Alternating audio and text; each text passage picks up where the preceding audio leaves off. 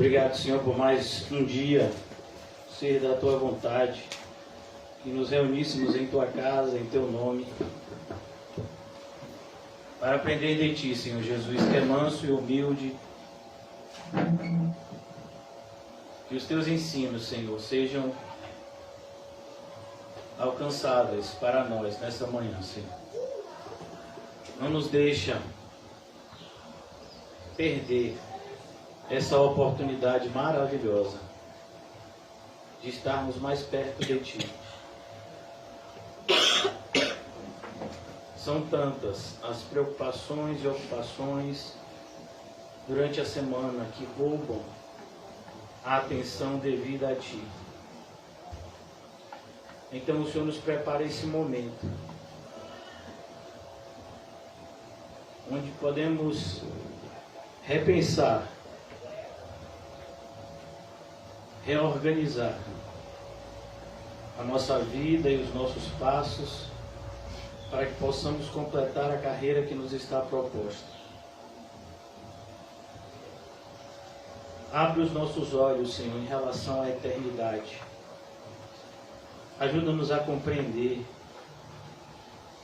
a brevidade da vida e a proximidade do juízo eterno. Senhor Jesus, eu te peço, humildemente, se faz presente nessa reunião, Senhor, de maneira perceptível. Traz temor aos nossos corações, que o Senhor possa trazer, Senhor,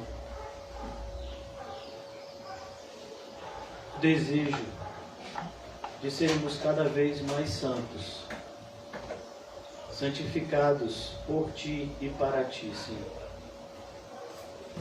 Eu oro, meu Deus, por essa comunidade do Alto das Pombas, local que o Senhor nos plantou há alguns anos e que tem dado fruto, Senhor. Ajuda-nos a sermos fiéis em relação ao ministério que o Senhor tem dado a cada um de nós. E aqueles que ainda não tiveram o seu ministério despertado, que isso possa ocorrer o mais breve possível, Senhor. Pois já aprendemos que todo aquele ramo que não der fruto será cortado e lançado fora. Ó Deus Todo-Poderoso, manifesta o Teu poder no nosso meio, nessa manhã. Que seja conhecido que só o Senhor é Deus, e que fora de Ti não há salvação. Em nome de Jesus, amém e graças a Deus.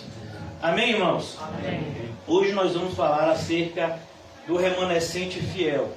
Essa parte do capítulo 2 de Lucas, a partir do versículo 36.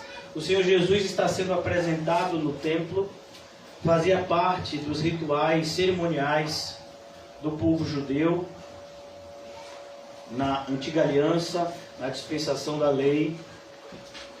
O povo, era necessário que o remanescente fosse resgatado.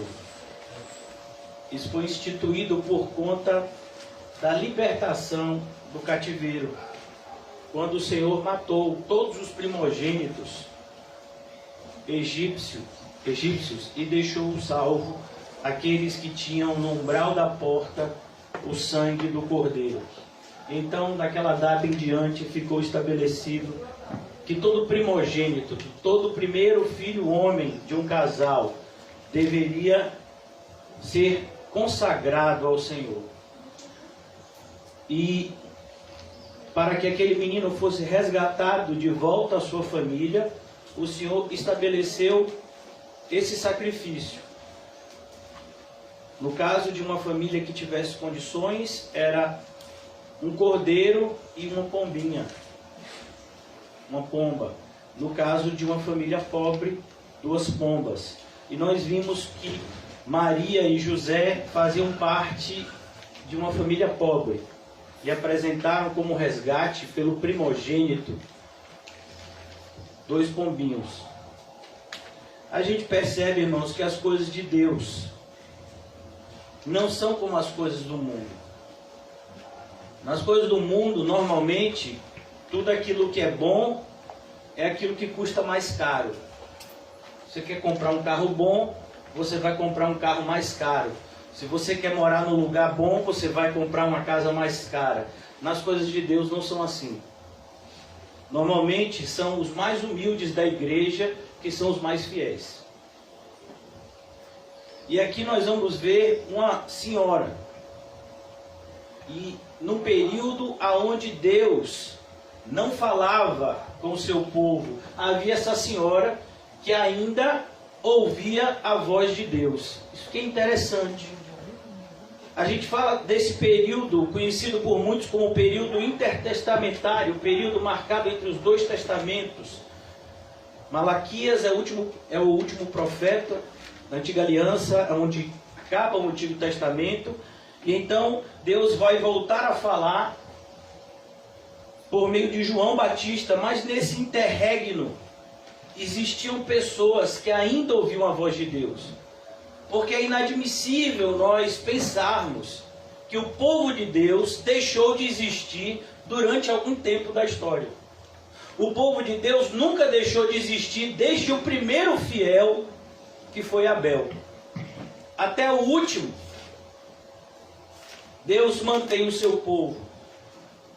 E eu gostaria de iniciar a nossa exposição de hoje não lendo o texto que nós vamos meditar hoje sobre isso em Romanos capítulo 9, explicando para muitas pessoas da igreja de Roma porque os judeus eles eram tão opositores ao evangelho. Porque o judeu, que era justamente aquele povo da aliança, o povo que o Messias saiu do meio dele, porque esse povo era tão hostil à pregação do evangelho.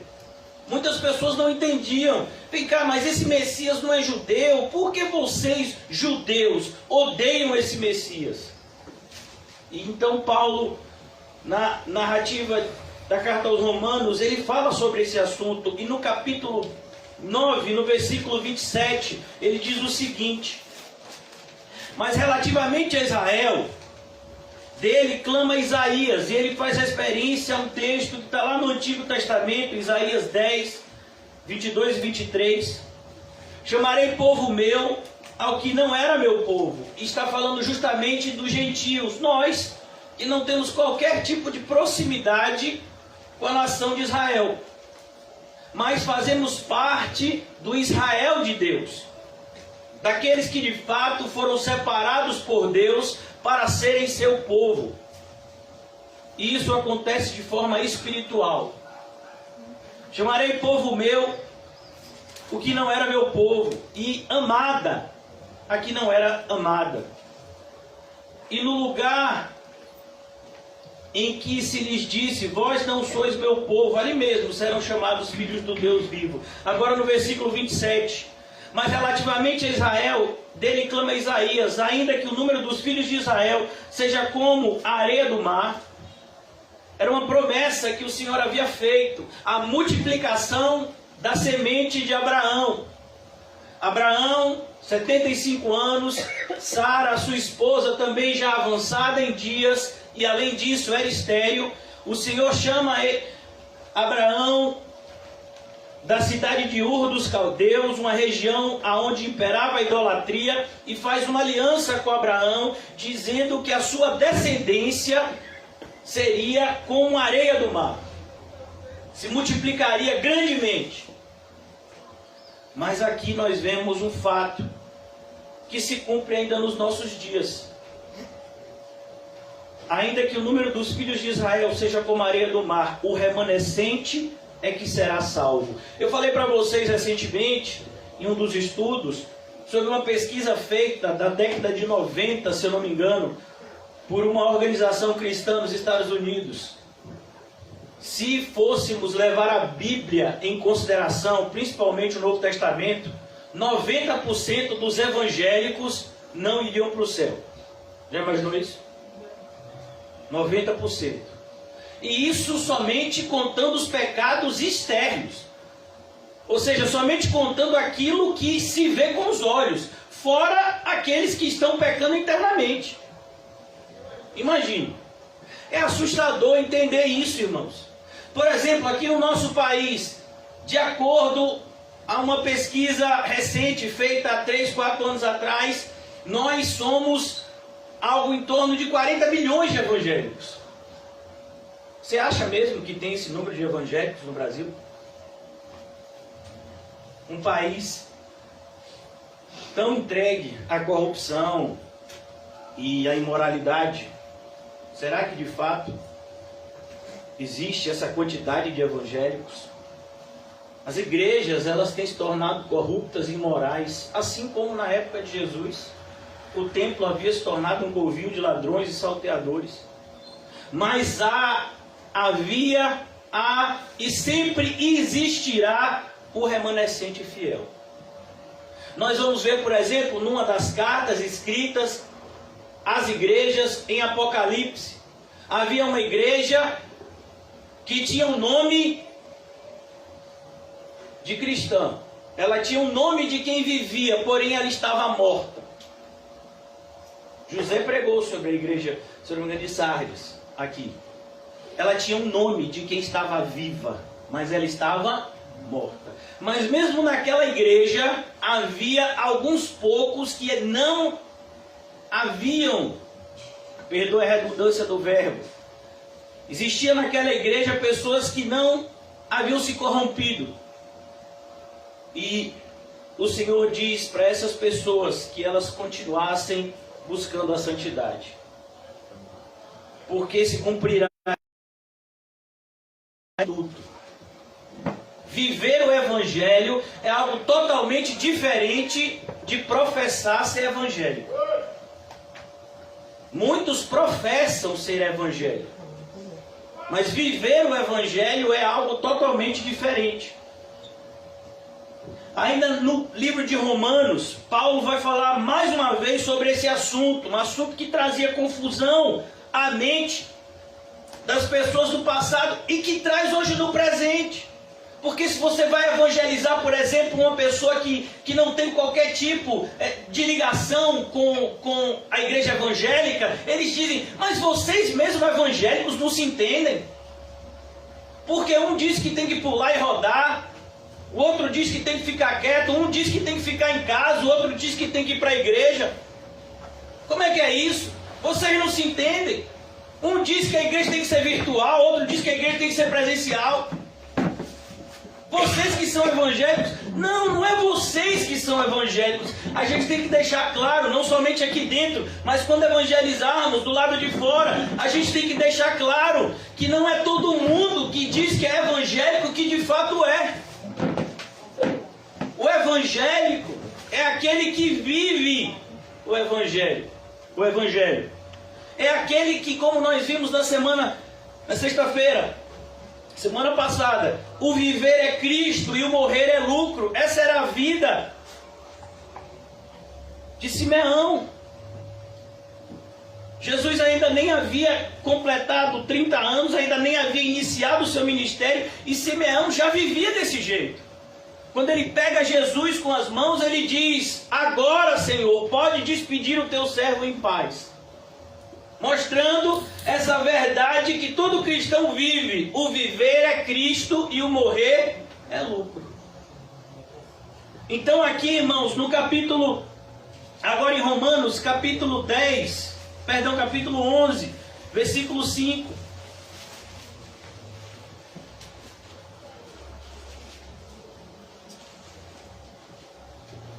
Diz o seguinte, assim pois, também agora, no tempo de hoje, sobrevive um remanescente segundo a eleição da graça. E olha que coisa interessante, no versículo anterior, nos versículos anteriores, Paulo vai mostrar, Romanos 11, a partir do capítulo, do versículo 2. Deus não rejeitou o seu povo, a quem de antemão conheceu. Ou não sabeis o que a Escritura se refere a respeito de Elias? É uma história que nós vemos lá em 1 Reis 19. Não sabeis que a Escritura se refere a respeito de Elias como insta perante Deus contra Israel, dizendo: Senhor, mataram seus profetas, arrasaram os teus altares. Eu não sei se esse sentimento é o seu, mas é o meu. Porque você olha para um lado, para o outro, e você diz: meu Deus, cadê o pessoal que prega o verdadeiro evangelho?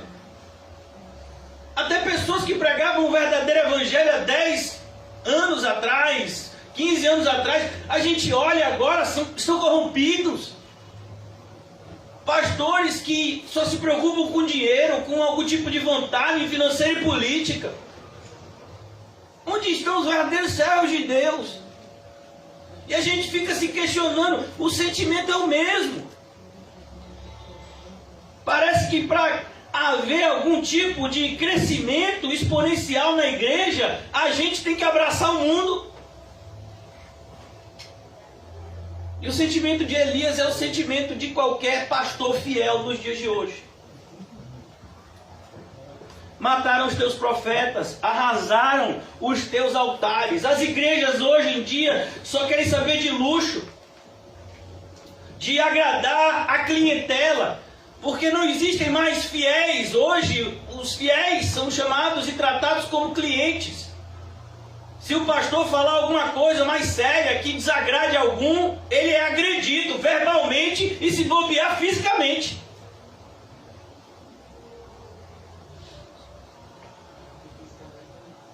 O que lhe disse, porém, a resposta divina? Reservei para mim 7.000 homens que não dobraram os joelhos diante de Baal, mesmo na época de apostasia, a maior época de apostasia que já existiu, a tal ponto que Deus destruiu aquela nação.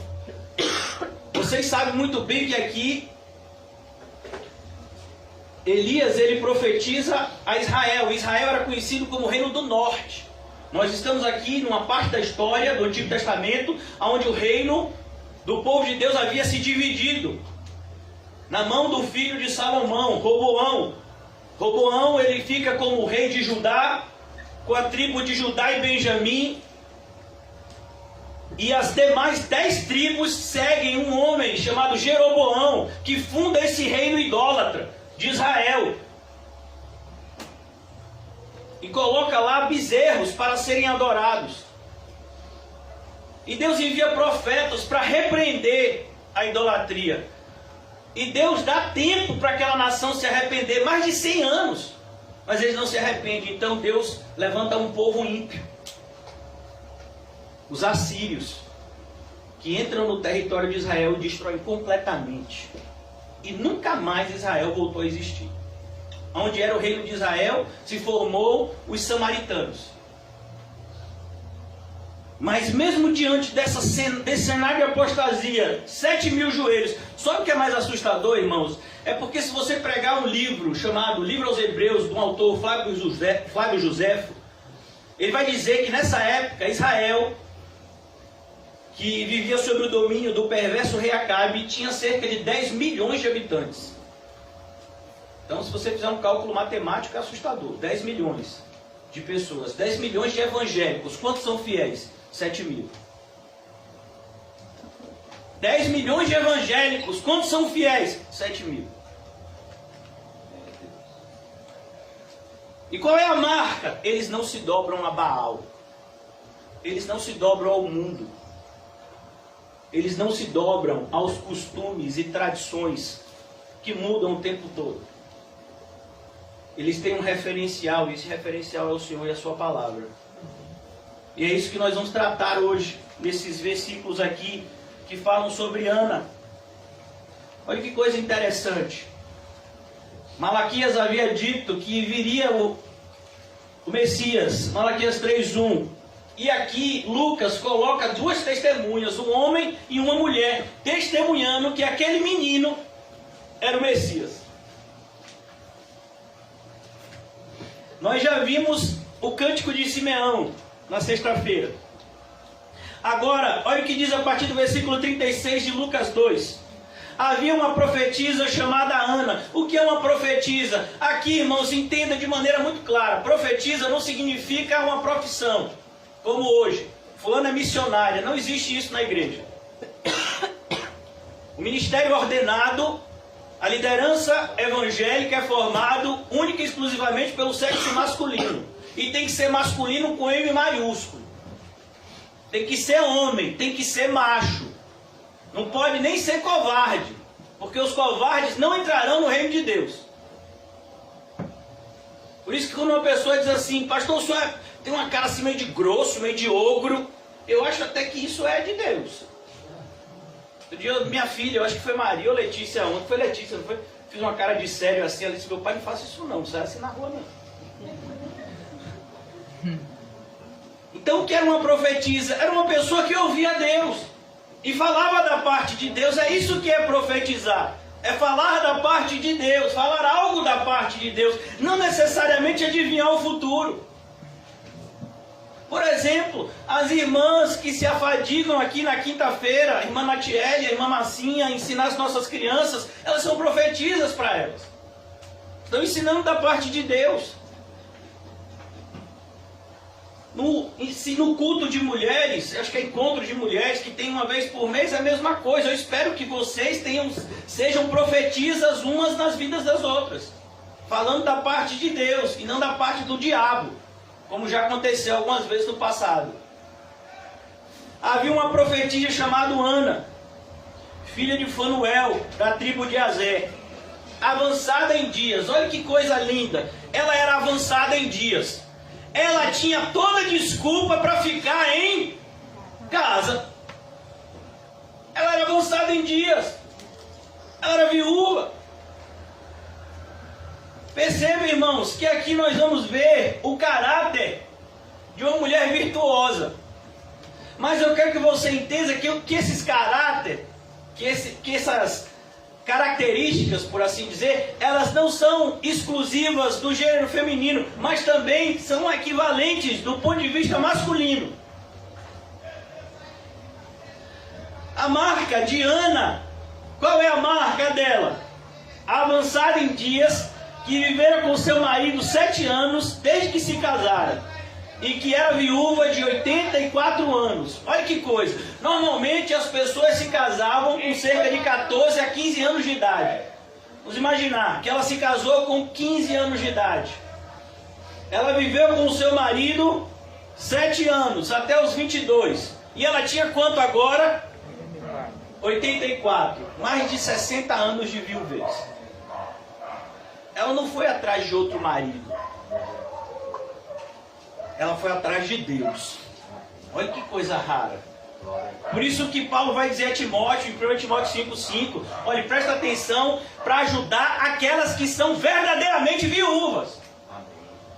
Porque tem pessoas que ficam viúvas e que vão para o mundo, ainda sobre o disfarce de cristãs. Assustador.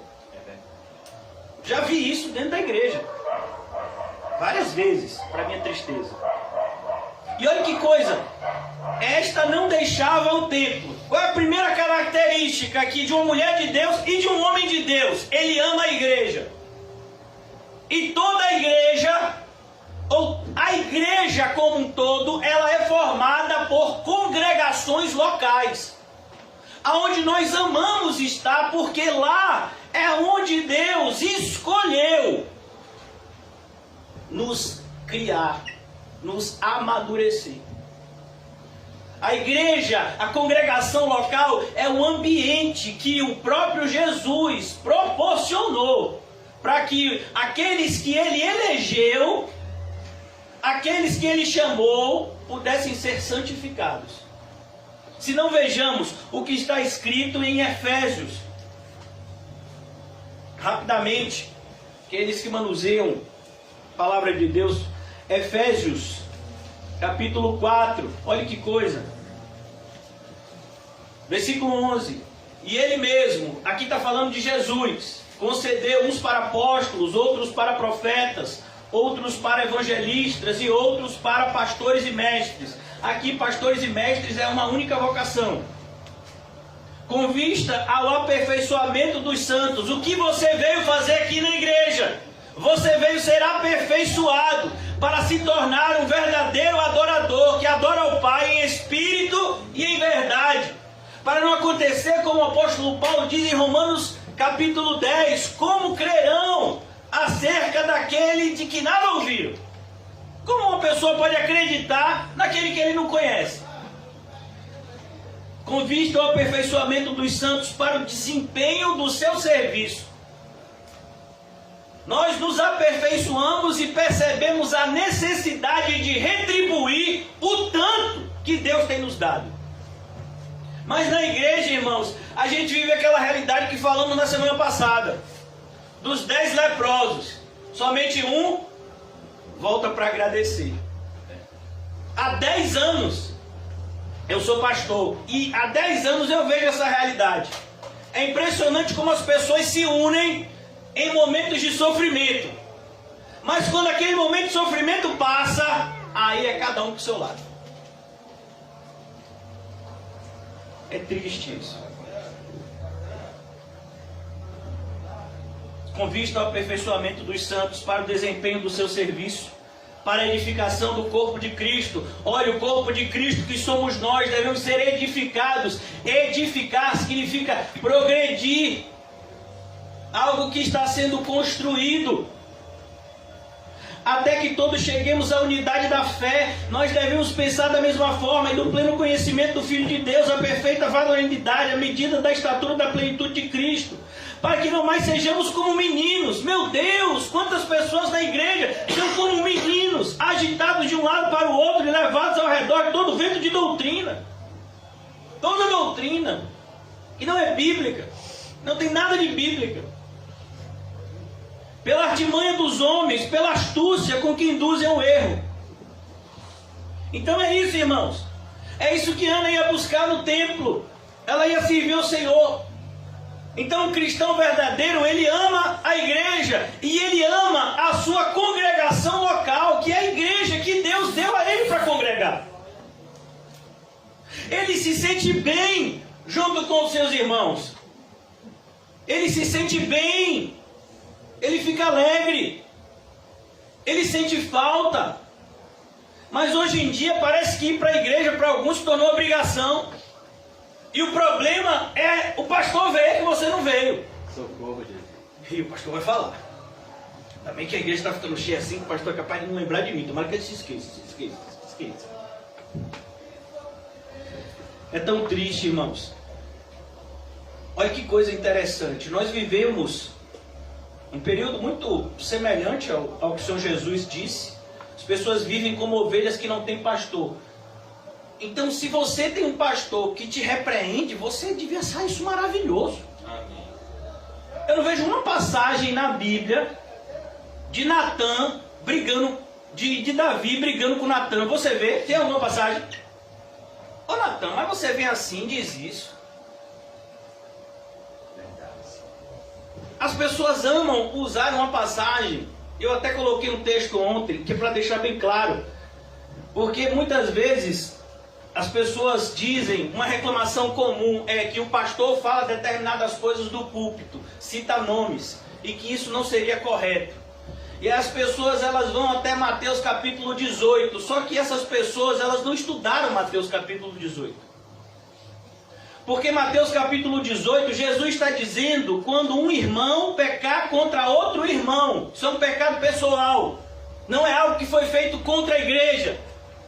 Um pecado que agride toda a igreja deve ser falado em público sim, para que os irmãos saibam que aquilo é errado e não sigam aquele exemplo. Só que não existem homens corajosos hoje. E a coragem que eu tenho para fazer isso não vem de mim. Porque a vontade que eu tinha muitas vezes é de me calar. Porque toda vez que eu falo alguma coisa, tem um problema. Semana passada eu falei o nome de alguns irmãos, foi um problema.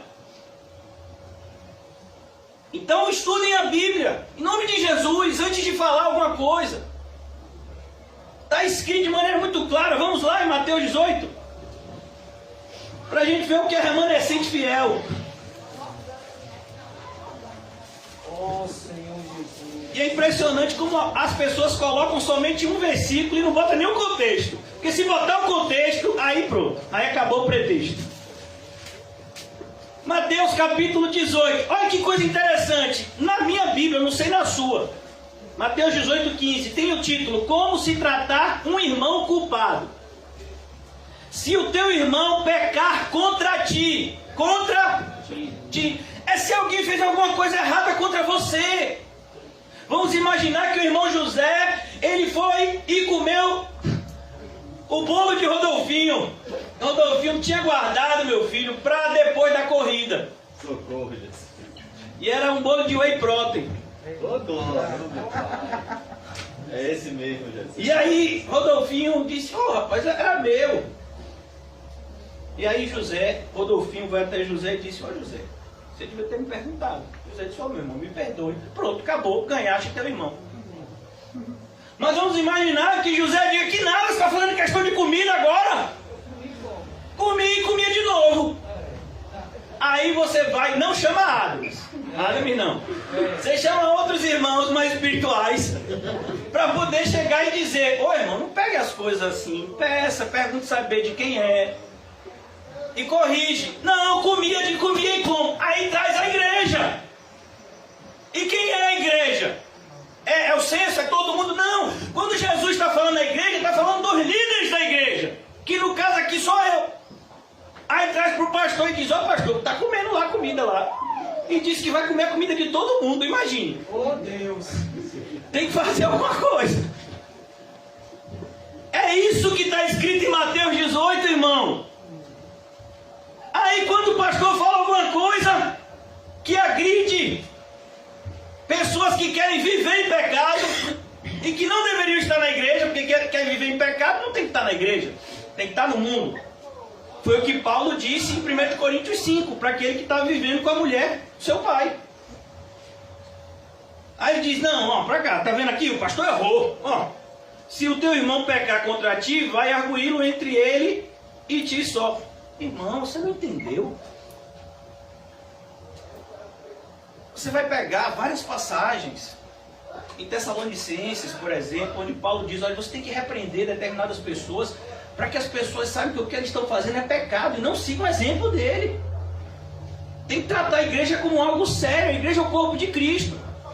Então, se alguém está fazendo algo errado, de maneira que possa correr o perigo de influenciar outro, é papel do pastor falar sim. Agora, por que a maioria dos pastores não falam? Primeiro, porque eles são covardes. Segundo, porque eles são interesseiros. Eles não querem perder membros. Membros, para muitos hoje, significam cifras. Mas esse não é o meu intuito. Nunca foi. Você vai ver Paulo citando nomes. Olha, tem Fígelo e Hermógenes. Olha, cuidado com esses camaradas. Paulo escreve e diz: "Olha, cuidado com Alexandre Latoeiro, viu?" Será que Paulo está em pecado? Então, irmãos, antes de você falar determinadas coisas, é importante que você estude a palavra. Para que você não seja como a gente viu aqui, agitado de um vento para o outro, com toda a sorte de doutrina. Ah, não, o que o pastor falou estava certo. Aí vem um irmão e traz Lucas 18, e traz Mateus 18. Não, rapaz, eu acho que o pastor errou. Ih, varão, e agora? O pastor está desviado. Aí agora ouviu a correção. Ih, não, eu acho que o pastor está certo. Aí daqui a pouco vem outra pessoa e diz outra coisa. E eu acho que o pastor está errado. Meu filho, o que é isso? É a Bíblia que está certa. Você tem que manusear bem a palavra de Deus. Eu não posso manusear a palavra de Deus por você. É você que tem que usar a sua espada. Eu só posso ensinar a palavra. Mas o manuseio da palavra é pessoal na vida de cada um. Como aqui era na vida de Ana. Por que Ana estava no templo todo dia? Por que ela não procurou se casar de novo? Porque ela estava esperando Jesus. Ela não estava sozinha. Ela estava cheia do Espírito Santo. Uma pessoa que está cheia do Espírito Santo, ele pode sentir muitas coisas, menos solidão. Porque o Espírito Santo te completa. Mais do que qualquer relacionamento. De pai e filho, marido e mulher. O Espírito Santo nos completa. Na maioria das vezes nós nos sentimos sozinhos porque nós estamos vazios de Deus. Aí nós queremos achar em pessoas e coisas um preenchimento que só Deus pode preencher. E aí normalmente a gente quebra a cara. Esta não deixava o templo. Ela não deixava o templo. A ideia aqui é: ela era a primeira a chegar e a última a sair. Quando o levita ia abrir o templo, porque vocês sabem que levita era aqueles que serviam no templo, abria a porta do templo. Quem estava lá na porta? Ana. E aí de repente ela está lá, ela está orando e já deu hora de fechar o templo, 6 horas da tarde vai dar. Ana, bora Ana, termina essa oração aí que já vai fechar o templo. E isso por mais de 60 anos. Ela não deixava. A ideia, ela estava no lugar que ela se sentia em casa. E a gente vai ver, ainda nesse capítulo, Jesus chamando o templo de a casa do meu pai. Era assim que Ana se sentia, é assim que um crente se sente.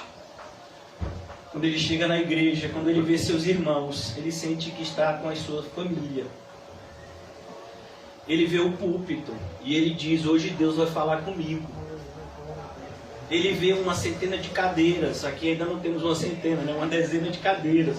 E ele diz: Deus reservou um lugar desse para mim, imagine. Deus se preocupou comigo.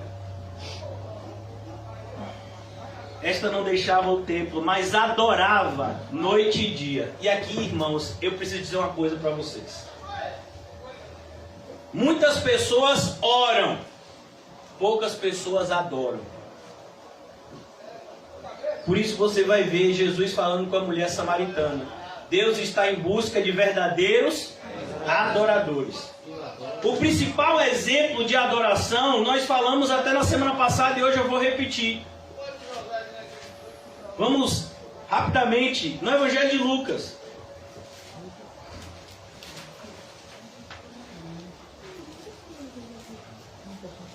Evangelho de Lucas, capítulo 14. A passagem dos 10 leprosos está no capítulo 17. Perdão, capítulo 17, versículo 11. Olha que coisa interessante. De caminho para Jerusalém, Lucas 17, 11. Passava Jesus pelo meio de Samaria e da Galileia, e ao entrar numa aldeia, saíram-lhe ao encontro 10 leprosos, que ficaram de longe e gritaram dizendo: Jesus, mestre, compadece-te de nós. Isso é oração, irmãos. E a gente vai perceber que esses leprosos, eles eram formados por pessoas, tanto judeus quanto não judeus. Porque o que volta para agradecer era samaritano. Olha como tanta gente se junta no momento de sofrimento. No momento de intenso sofrimento. Nós já tivemos coisas semelhantes aqui no nosso país, como aquela catástrofe que aconteceu em Mariana, se eu não me engano. Aquele rompimento da barreira que acabou completamente com a cidade. Morreram várias pessoas. Outras catástrofes naturais de chuva, como as pessoas se juntam. Como alguns anos atrás as pessoas ficaram sensibilizadas com o país a ponto do Brasil mandar ajuda humanitária para um país chamado Haiti. As pessoas ficam sensíveis. Quantas pessoas ficavam sensibilizadas, pelo menos na década passada? No início dos anos 2000, todo mundo falava da África, do sofrimento da África, das pessoas morrendo de fome nos países africanos. E as pessoas se juntavam e se sensibilizavam com isso. Mas quando passa o sofrimento, aí você conhece a pessoa.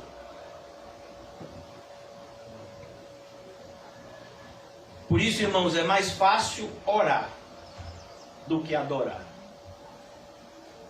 Porque adorar é algo que somente um verdadeiro cristão faz. Ele não adora os presentes de Deus. Ele adora a Deus, que lhe concede ou não presentes.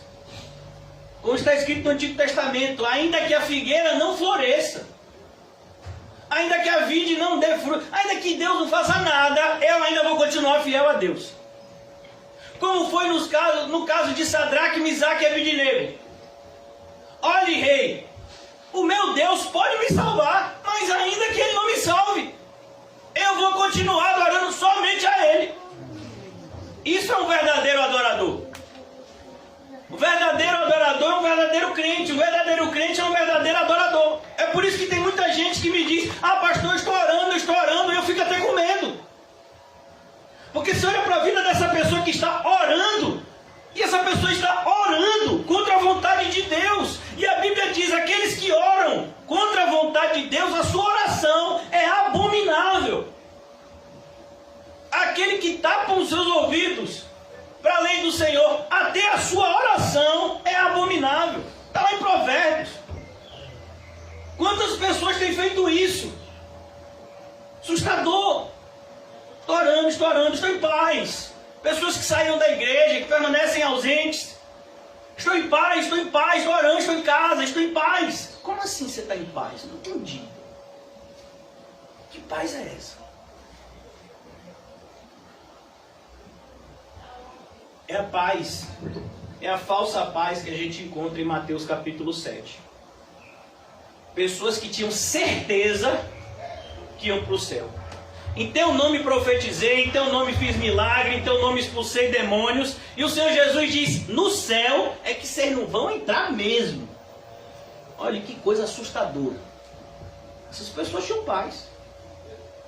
Você pegar no livro de John Bunyan, no livro Peregrino, ele retrata isso. Se eu não me engano, o personagem recebe o nome de ignorância. Porque é isso, ele ignora que sem santificação ninguém jamais verá o Senhor. Então a gente vê aqui: ao vê-los disse-lhe Jesus: ide, mostrai-os aos sacerdotes. Versículo 14, aconteceu que indo eles foram purificados. Eles foram purificados, ó.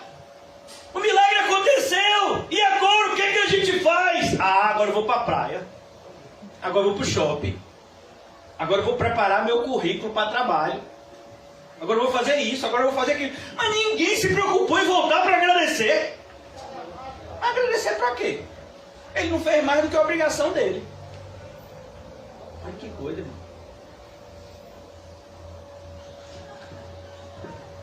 Um dos 10, vendo que fora curado, voltou, dando glória a Deus em alta voz. Olha que coisa linda. Essa é a mesma motivação de Ana. Glória a Deus. Por isso que eu peguei aqui para mostrar para você que cristão é um povo que tem uma característica singular que os une. Se nós formos para a Indonésia, para as Filipinas, para a China, nós vamos encontrar pessoas iguais a gente.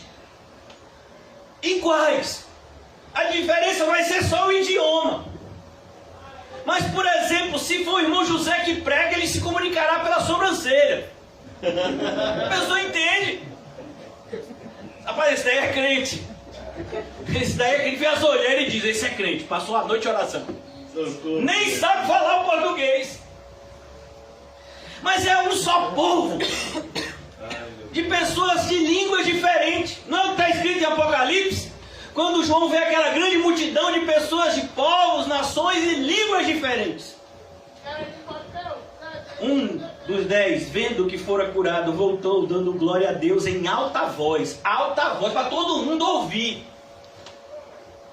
E ele nem era judeu, mas foi convertido pela graça. E prostrou-se com o rosto em terra. Olha a postura de Ana. Eu estou descrevendo a postura de Ana aqui para vocês. Era isso que Ana fazia todos os dias no templo. Prostrou-se com o rosto em terra aos pés de Jesus, agradecendo-lhe. E este era samaritano. Rapaz! Então Jesus lhe perguntou: não eram 10 os que foram curados? Não eram 10 os que foram curados? Onde estão os 9? Não houve porventura quem voltasse para dar glória a Deus, senão este estrangeiro? Olha como é mais fácil orar do que adorar. Porque não na hora de necessidade, irmãos. Uma vez tem uma dessas atrizes da Globo, se eu não me engano o nome dela é Camila Pitanga, né? ela diz que não acredita em Deus. Eu acho que é ateia, né? Que seria a palavra correta? Feminino de ateu.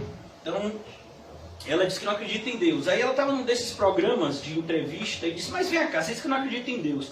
Mas se você estiver num avião, 10 mil metros de altura, e o piloto disser que acabou a turbina e que vai cair, o que você faz? Você clama por Deus? Ela disse, eu clamo.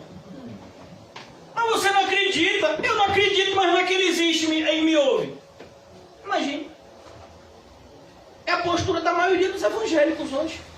É verdade. Quando a turbina desliga, oh meu Deus! Oh meu Deus! Ô pastor, olha aí, pastor! Vai! Ô irmão José, fala alguma coisa, irmão José! Olha, meu Deus! Passou o problema. Se o irmão José ligar, nem atende. Que nada, aquele camarada vai me chamar para orar, para que eu vou nada.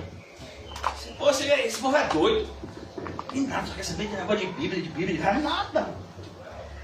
Oh, mas não era você outro. Olha, irmãos, eu acho interessante. A gente tinha mais cultos na igreja quando nós ainda estávamos na sede da Boca do Rio. Então tinha cultos quase todos os dias. Aí veio uma pessoa que estava passando por um problema muito grande na família e disse assim, pastor, acho que a igreja está precisando de mais culto. Sabe onde é que essa pessoa está? Fora da igreja. Está precisando de mais culto. Mas aí o problema dela acabou. Aí não precisa mais culto. Percebe, irmãos?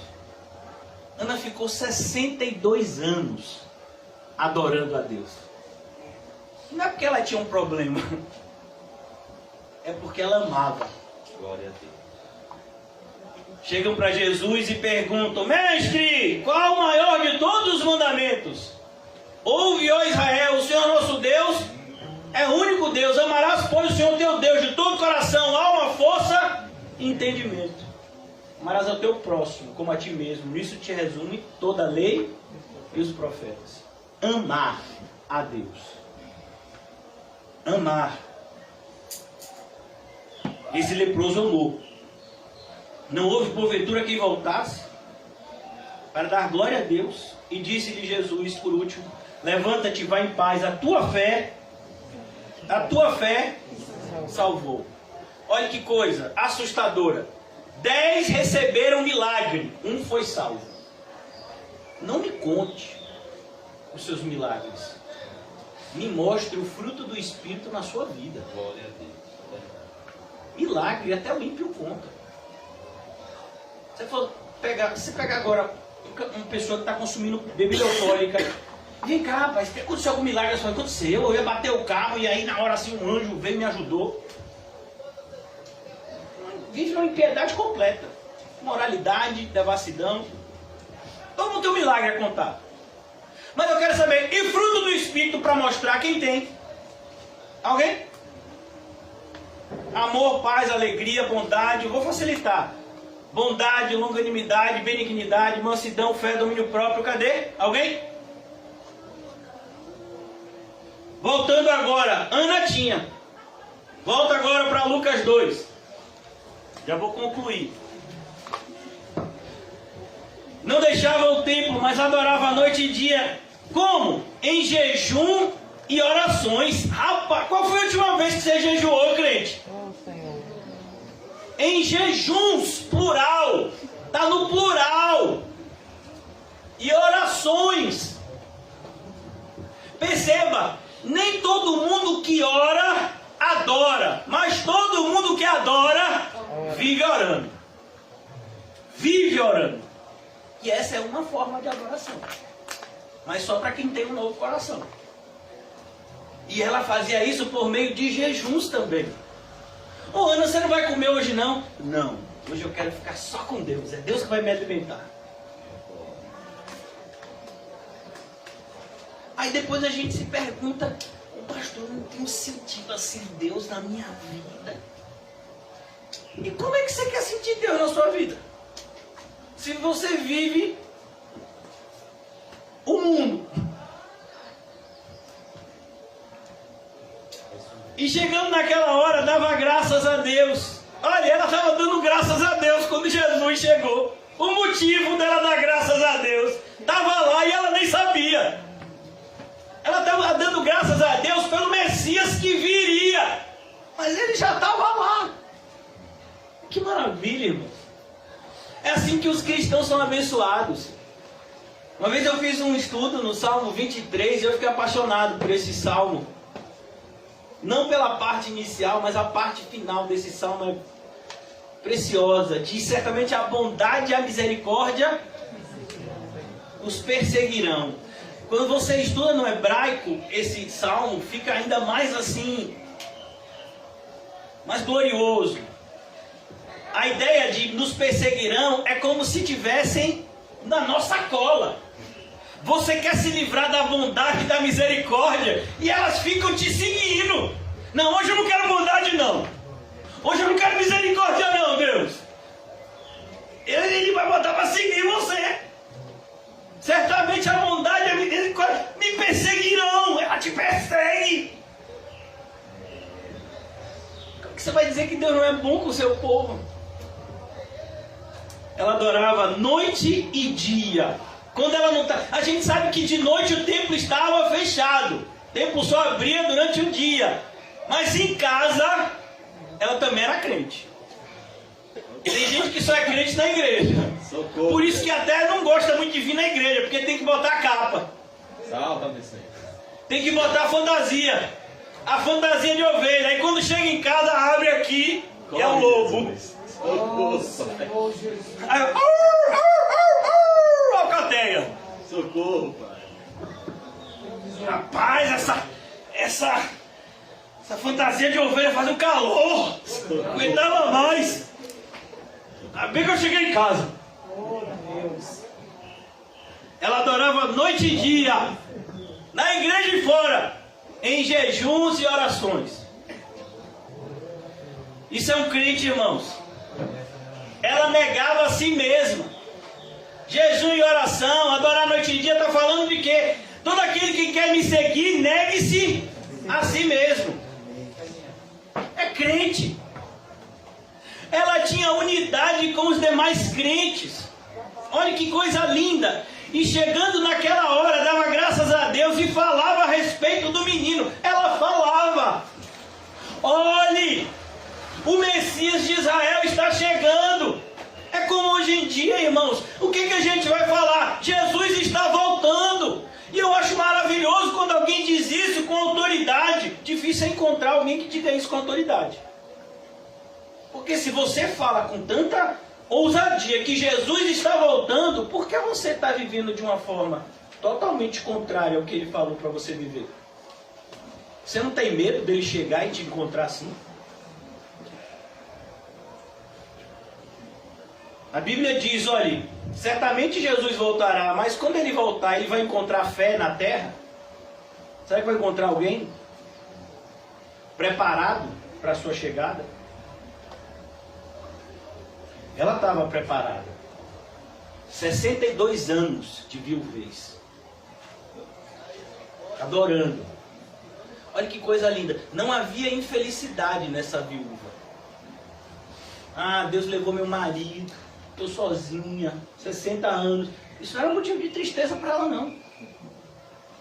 Porque é isso, irmãos. Olha o que diz o Salmo. Feliz é a nação cujo Deus de Israel é o Senhor. Se o Deus de Israel é o seu Senhor, você vai ser uma pessoa feliz. Glória a Deus. Jó diz: Deus deu, Deus tirou. Bendito seja o nome do Senhor. Glória a Deus. Um dos hinos que mais falam da felicidade cristã foi escrito por um homem que perdeu as 3 filhas em um acidente de naufrágio de navio. E ele escreveu esse hino no lugar que a esposa disse. A esposa estava no navio, mas ela foi salva. Ela disse: foi aqui que as nossas filhas morreram, quando eles estavam fazendo o mesmo percurso. Aí ele foi para sua cabine e escreveu: sou feliz com Jesus. Você imagina? Não é um homem que ganhou 3 filhas, não, ele perdeu 3 filhas no mesmo naufrágio. E aí ele escreve: eu sou feliz com Jesus. E a gente reclama de tudo. É verdade. E chegando naquela hora, dava graças a Deus e falava a respeito do menino a todos que esperavam a redenção. Perceba, ela estava junto dos crentes. Ela estava junto de quem estava junto de Deus. Vou ler de novo o texto. Olha, irmãos, quando você achar que entendeu alguma coisa na Bíblia, leia de novo. E dava graças a Deus e falava a respeito do menino, do Messias, a todos os que esperavam a redenção de Jerusalém. Perceba, a linguagem é a mesma de Simeão. Ela estava esperando o seu Redentor, é a mesma linguagem de Jó. Ela esperava o seu Redentor. E mais interessante, irmãos, é que ela tinha uma visão correta do Redentor de Israel. Os judeus estão esperando o Redentor deles até hoje. Porque os judeus, eles esperavam um Redentor que fosse um líder político, um general de guerra. Mas a Bíblia diz em tantas passagens que o Redentor viria em humildade, como raiz de uma terra seca. Que ele teria que viver uma vida simples, ele teria que ser morto e aí ele ressuscitaria ao terceiro dia. É impressionante como muitas pessoas têm a Bíblia, mas elas só acreditam no que querem. Olha, irmãos, existem pastores, os mais ouvidos na atualidade. Tem um pastor mesmo que está entre os mais famosos, chamado Cláudio Duarte. Esse homem é um monstro. Ele é um monstro. Eu não tenho outra palavra para definir. As coisas que ele fala são heresias assim de um tamanho. É uma monstruosidade. Jesus quer que você seja rico, Jesus quer que você faça isso, Jesus... Rapaz, eu digo, meu Deus, esse homem não tem temor nenhum. E os crentes batem palma, aplaudem. Tem crentes que ainda repostam, passam. Eu digo, meu Deus, não tem uma visão correta do seu Salvador. Não tem uma visão correta do que significa ser cristão. Diz que ele fala a respeito de casais. Eu digo, Jesus, meu Deus.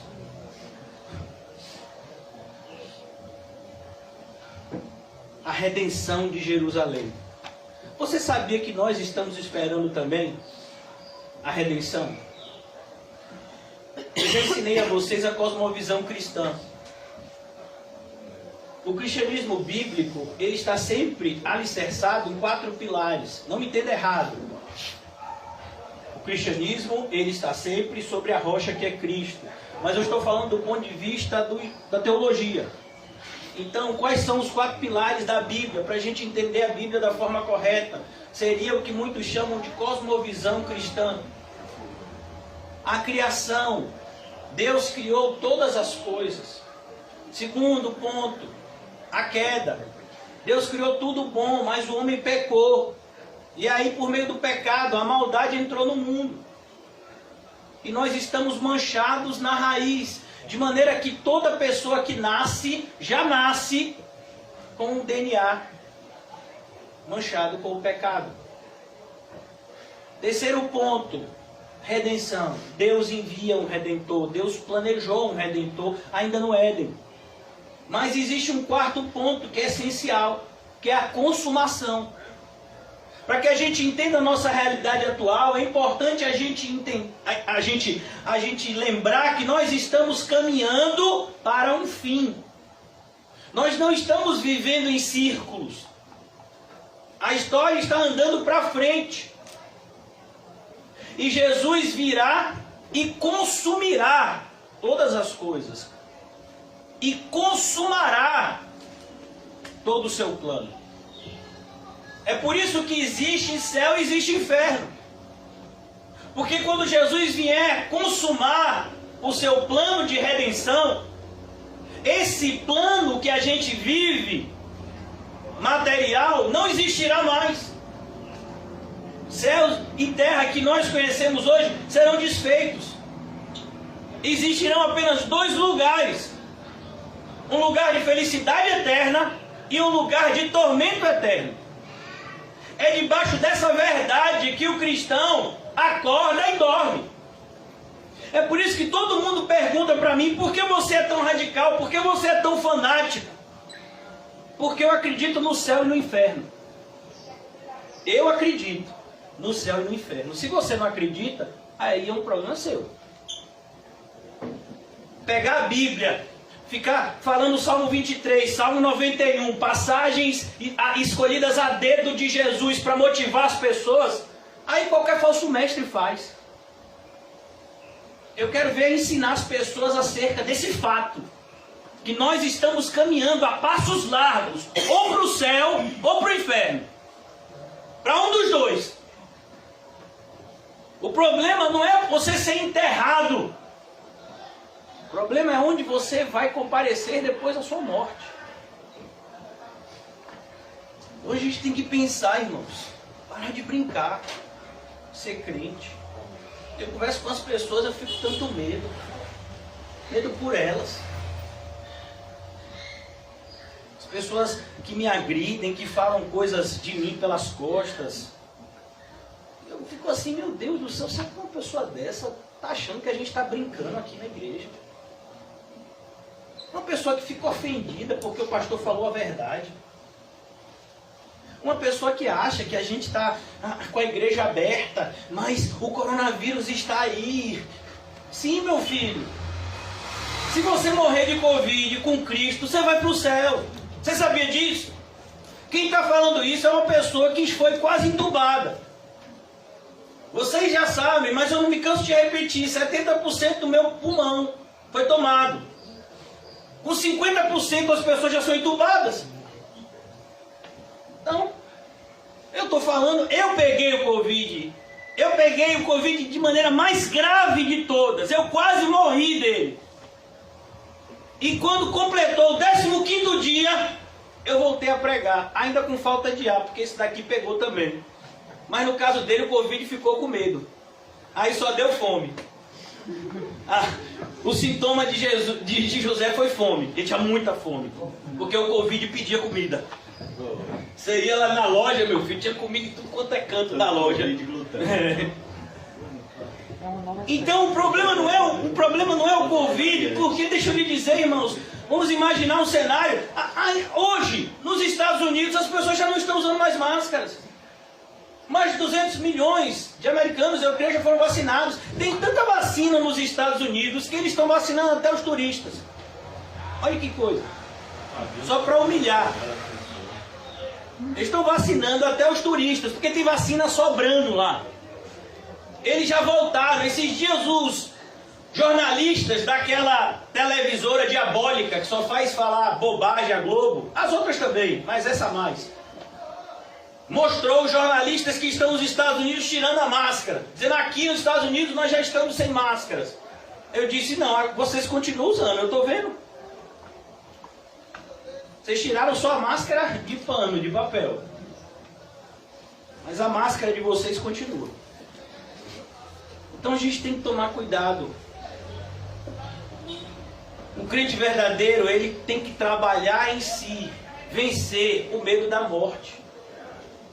Ele tem que entender que nada e nem ninguém é mais importante do que Cristo na vida dele.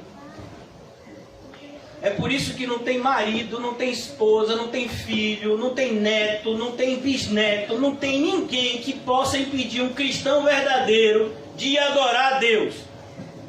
Quer ir comigo? Não quer não? Eu estou indo, viu? É assim, é? E é como então? Como é que é? Me diga aí. Por que você acha que Paulo vai falar de um assunto lá em 1 Coríntios 7? Olha, se o marido incrédulo, se a esposa incrédula quiser abandonar o cônjuge crente, deixe. Por quê? Porque o cônjuge crente era crente mesmo. Era tipo Ana. Cumpridas todas as ordenanças, versículo 39, já concluindo. Segundo a lei do Senhor, olha que coisa. Jesus era obediente até beber. Ele não precisava obedecer. mas ele obedecia com prazer. Obedecer a palavra de Deus, irmãos, para nós devia ser visto como algo prazeroso. Ah não, o pastor me disse que eu só posso casar com um crente. Não tem homem e mulher na igreja, rapaz. Oh, não entendi. O pastor disse que tem que dízimo e oferta, que nada, mano. Isso é Antigo Testamento. Tô na graça. Tá na graça. Eu não vou nem dizer a graça que você está. Cumpridas todas as ordenanças segundo a lei do Senhor. A lei do Senhor. A lei do Senhor. O Senhor tem uma lei, você acreditando ou não. E vai ser debaixo dessa lei que todas as pessoas serão julgadas naquele grande dia. Tanto aqueles que obedecem, como os que não obedecem. Quero ler um trecho aqui. Eu sei que eu estou passando do horário. Vou pedir para os irmãos já prepararem a ceia. Mas não vai distribuir ainda não. Só quero fazer uma leitura aqui com vocês. 2 Tessalonicenses. A igreja de Tessalônica está passando por alguns problemas. Foi uma igreja que foi plantada de maneira muito rápida. Paulo teve que sair de Tessalônica. E os cristãos de Tessalônica, eles ficavam com algumas dúvidas. Principalmente em relação ao sofrimento. Quer ver uma coisa que os cristãos ficam com dúvida? O sofrimento. Quando a gente está passando por uma situação adversa, a gente diz: ô Senhor, o Senhor me ama, Senhor. Dá uma ajudinha aí. Obrigado, Sérgio. Samuelzinho. 2 Tessalonicenses, vocês acharam? Capítulo 1, versículo 5. Sinal evidente do reto juízo de Deus. Reto juízo de Deus. Preste atenção nessa expressão. Para que sejais considerados dignos do reino de Deus, pelo qual com efeito estáis sofrendo. Então por que a gente está sofrendo? Porque a gente está indo para o reino de Deus. Atos 14, 22, Paulo vai dizer: compete-nos entrar no reino debaixo de muitas tribulações. Versículo 6, se de fato é justo para com Deus que ele dê em paga tribulação aos que vos atribulam. É por isso que a gente não tem raiva de quem faz o mal para a gente tem a misericórdia. Porque a horrenda coisa é cair na mão de um Deus vivo. As pessoas fazem o mal, aqueles que estão fazendo o bem, o problema delas é muito maior. E a vós outros que sois atribulados, quem é que está sendo atribulado? Amém. Bem-vindo ao clube. Mas é ser atribulado mesmo, viu? Não é ser perturbado não, aí outra coisa a gente vai expulsar depois. E vós outros que sois atribulados, alívio juntamente conosco. Paulo está dizendo: eu também estou atribulado aqui. Onde eu estou escrevendo essa carta para vocês, eu também estou atribulado, varão. Não acho que minha vida é fácil não. É isso que Paulo quer dizer.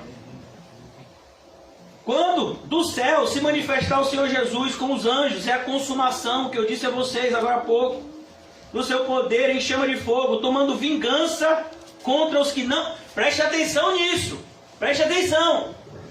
Tomando vingança contra os que não conhecem a Deus. Não conhecer a Deus é o quê? Pecado. A pessoa que não vai para a igreja, que não estuda a Bíblia, que não tira as dúvidas, que não procura se aprofundar no conhecimento bíblico, ela está pecando.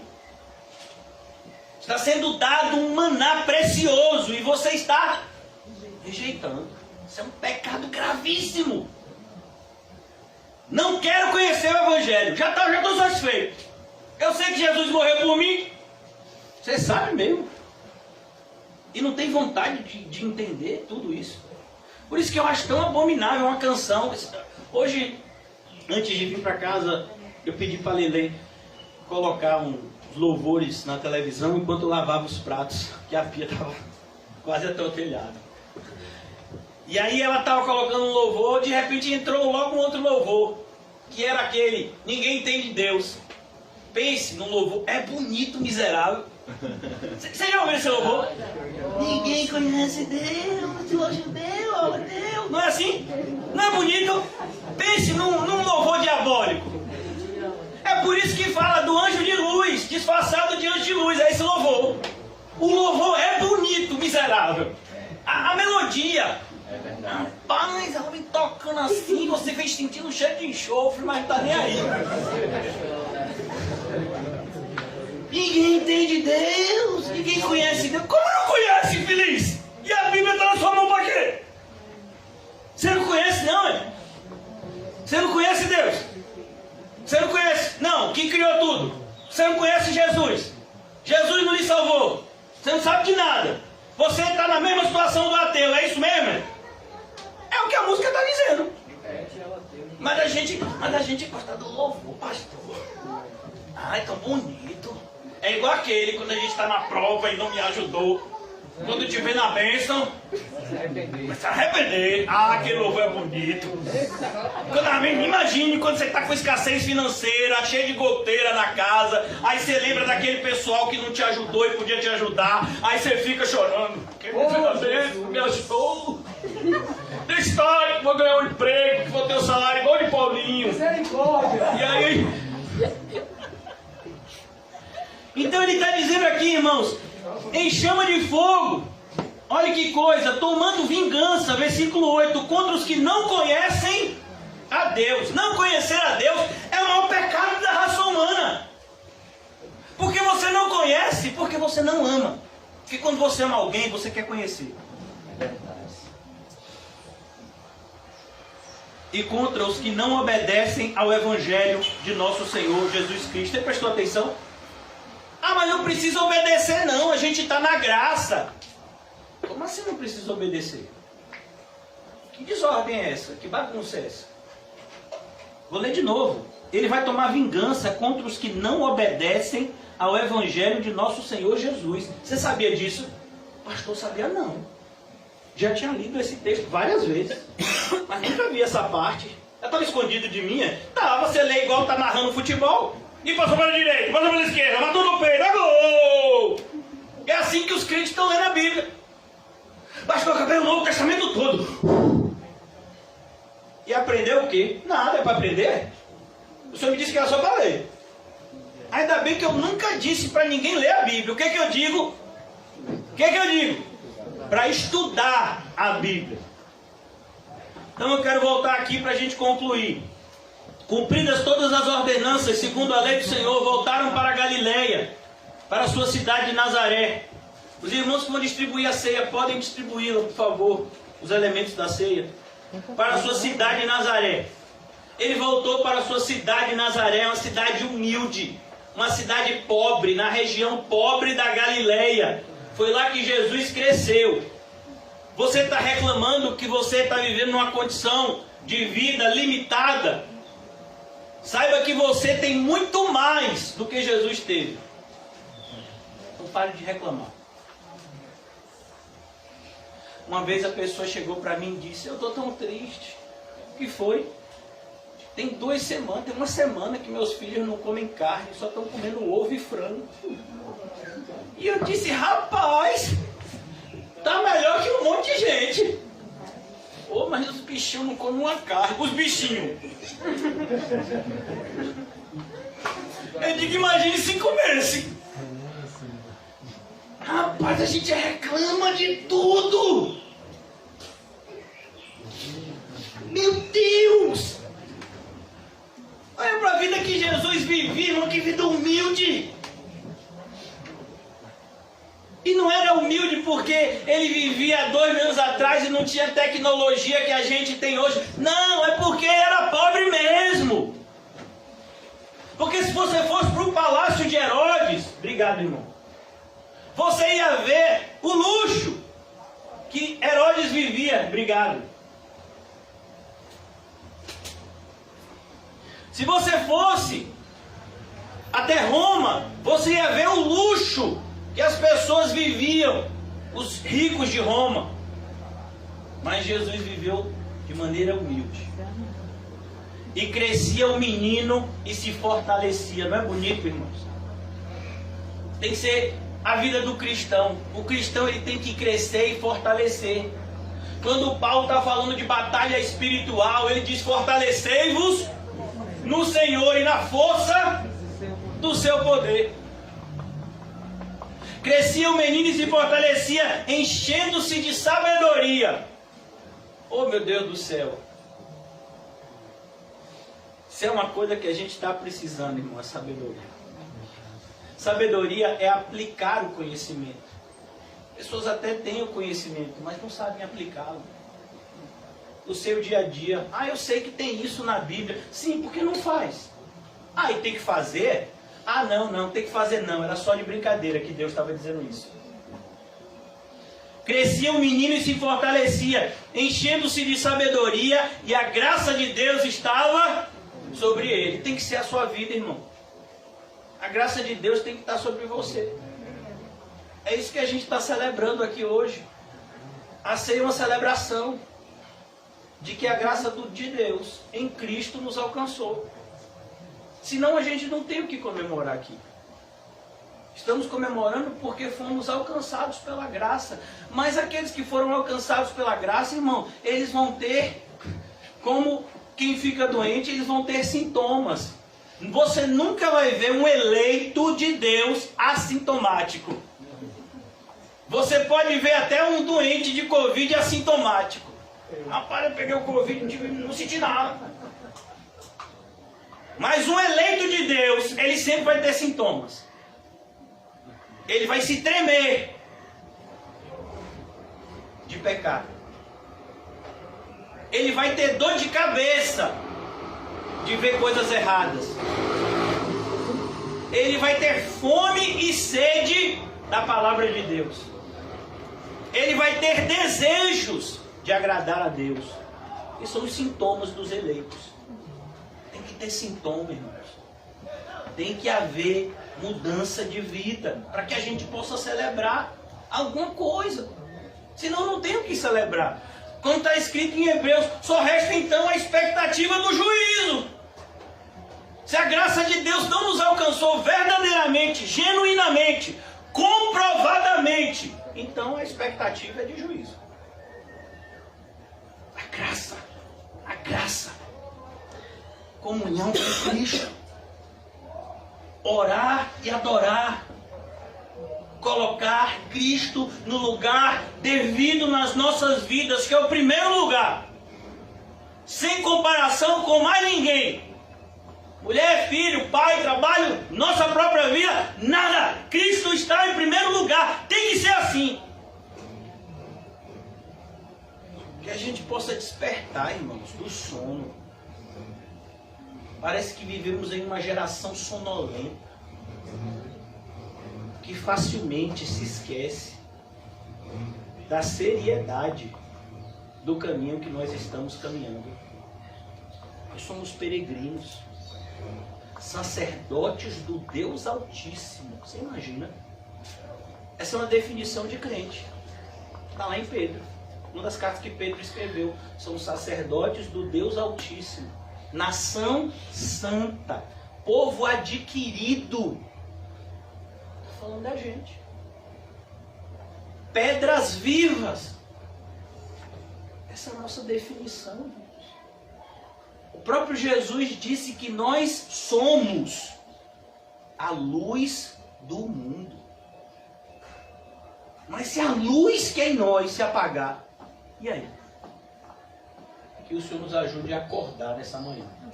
Comamos e bebamos para a glória de Deus.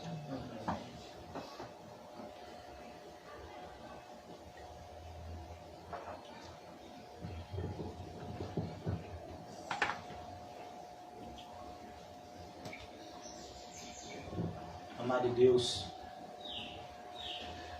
nos prostramos, Senhor, diante de Ti,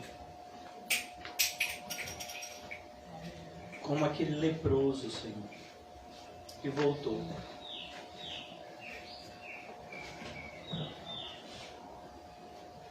Ó Senhor, se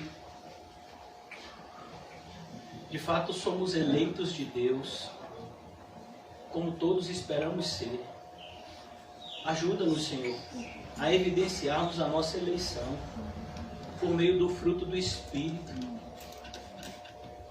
Não nos deixa viver na dúvida, Senhor, se somos crentes ou não. Ó Senhor, que nós não venhamos a nos opor à Tua palavra e nem àqueles que pregam ela em espírito e em verdade, mas que sejamos todos guiados pelo Espírito Santo e pela palavra de Deus, que jamais estarão em contradição um com o outro. Muito pelo contrário, apontam sempre na mesma direção: Jesus Cristo, Salvador e Senhor. Ó Senhor Jesus, Tu que vive e reinas, que o Senhor reine em nós.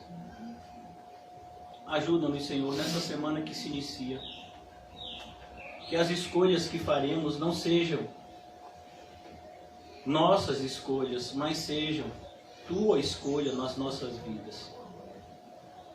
Que o Senhor possa guiar os nossos passos, Senhor. Desperta-nos, Senhor.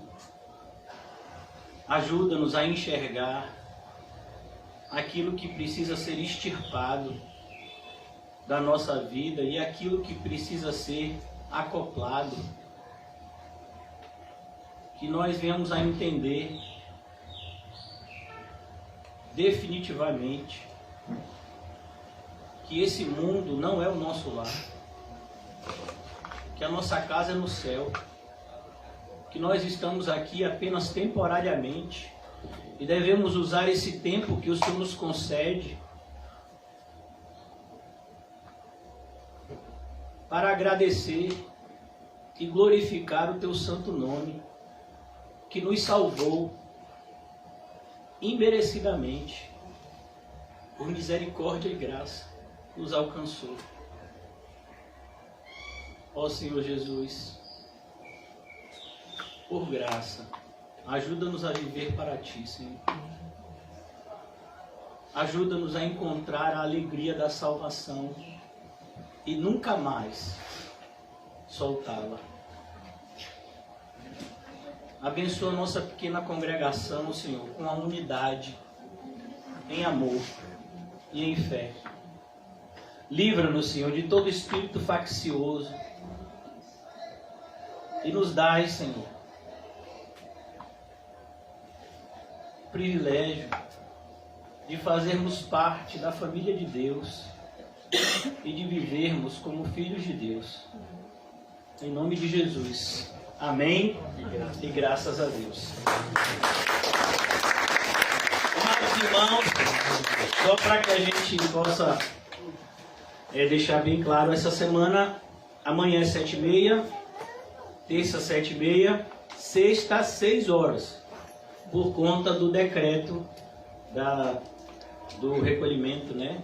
A partir das 8. Então, o culto de sexta é o único que vai ter mudança no horário, que vai ser por enquanto ainda às 6 horas. Estudo de mulheres sábado. Estudo de mulheres sábado. 15 horas. 15 horas, viu? Mulheres anas. Que o amor de Deus o Pai, e as doces consolações do Espírito Santo, e a graça maravilhosa do nosso Senhor e Salvador Jesus Cristo, seja sempre conosco. Nós temos uma salva de palmas ao Senhor. E diga para você mesmo, tome vergonha na cara e viva para a glória de Deus. Oh Deus, toma vergonha na cara.